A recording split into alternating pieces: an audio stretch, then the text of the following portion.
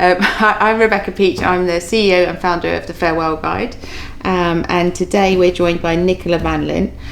Nicola, if you want to introduce yourself. So my name's Nicola Vanlint. I'm a counsellor stroke therapist. I've worked within the mental health sector for over 20 years. And today we just really want to have a general chat about how grief affects people in different ways and how the Farewell Guide helps others to maybe talk about grief.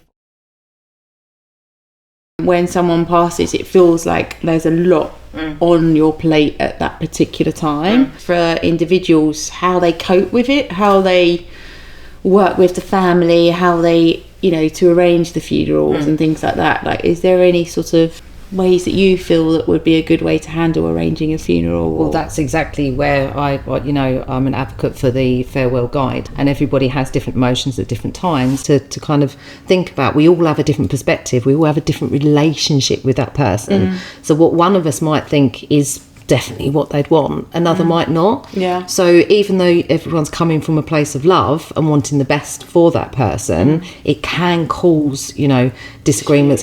And obviously everyone's in a place of heightened emotional functioning anyway, because there's so many elements to a funeral. Does the person want to be cremated, or do they want to be buried? Do they want it an eco-friendly casket, or do they want where their ashes? There's so many different aspects of planning a funeral. How do you think the Farewell Guide could help you when you're in the midst of losing someone to organise that funeral? When you're planning the actual funeral, to be able to do it in the comfort of your own home, and the Farewell Guide having all that information in one place, take breaks in between as well.